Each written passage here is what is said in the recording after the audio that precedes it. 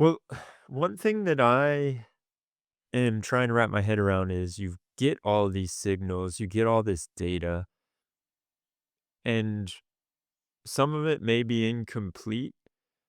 And then where are you throwing all of this? Just into a context window and then asking an LLM to say, are they in the buying cycle or not? And then they get a score that gets fed to the sales team? Or how does that process look of, hey, we got all these signals. This person looks like a green light. We should reach out.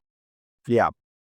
We automatically reach out with AI and we get something back, and it only gets surfaced when they respond because we've done all these cool memes and this audio generation from the founder. Yeah. Like paint the full picture end to end for me. Well, we have, so one of the other things that we developed, is a unified kind of inbox, right? And so we feed all of the kind of the outreach, if you will, into kind of a single inbox and anyone can view in in the company.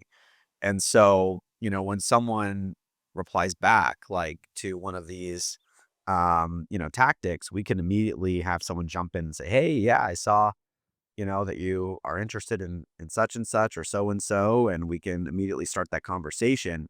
But yeah, if they hit a certain threshold where, they put out a job posting that mentions, for example, like, for one of our clients, they're targeting like MySQL shops because MySQL is known to basically tap out after a certain level of concurrent users, right, for an application. So we're always looking to say, okay, they're trying to do some implementation of MySQL for some sort of SaaS application. So when we see that kind of job posting and it kind of mentions some of these things, then I actually take, like you said, it's within that context window, and then we actually integrate into Slack, and so we have our own little bot, if you will, within our because that's where people live nowadays in Slack, as I'm sure you know. And so we have a Slack that actually pings the rep and says, "Hey," like as a person would, as an SDR would, it says, "Hey, I noticed, your your coverage this area, or you're the AE, the account executive for this account, right?